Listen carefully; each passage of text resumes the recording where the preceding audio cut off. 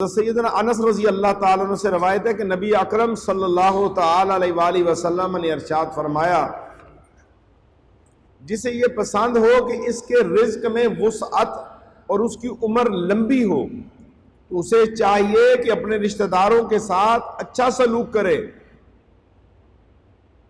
بخاری شریف کی یہ حدیث ہے۔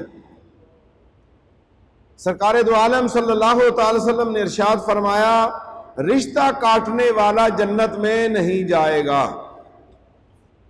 مسلم شریف کی حدیث ہے۔ اور صلہ رحمی کا مطلب کیا ہے کہ رشتہ داروں کو جوڑنا ہے، انہیں توڑنا نہیں ہے، انہیں اکٹھا کرنا ہے۔ اور ساری امت کا اس پر اتفاق ہے، جمع ہے، جو ائمہ ہیں، کہ صلہ رحمی واجب ہے اور قطع رحمی یعنی رشتہ داروں کا کاٹنا حرام ہے۔ بہار شریعت کے اندر بھی یہ چیز موجود ہے۔ پھر اللہ تبارک و تعالیٰ نے والدین کے حقوق کے بعد رشتہ داروں کے حقوق، پھر یتیموں اور محتاجوں سے حسن سلوک کرنا، ان کے متعلق حکم کیا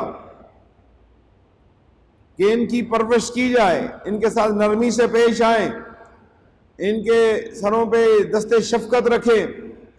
حضرت سہل بن سعد رضی اللہ تعالیٰ عنہ سے مروی ہے کہ رسول اللہ صلی اللہ تعالی وسلم نے ارشاد فرمایا، جو شخص یتیم کی کفالت کرے میں اور وہ جنت میں اس طرح ہوں گے، یعنی کلمہ کی انگلی اور بیج کی انگلی سے اشارہ کیا، یعنی دونوں انگلیوں کے درمیان تھوڑا سا فاصلہ جو ہوتا ہے، اس کا اشارہ کیا کہ جنت میں ہم ایسے ہوں گے جیسے یہ دو انگلیاں کٹھی ہیں۔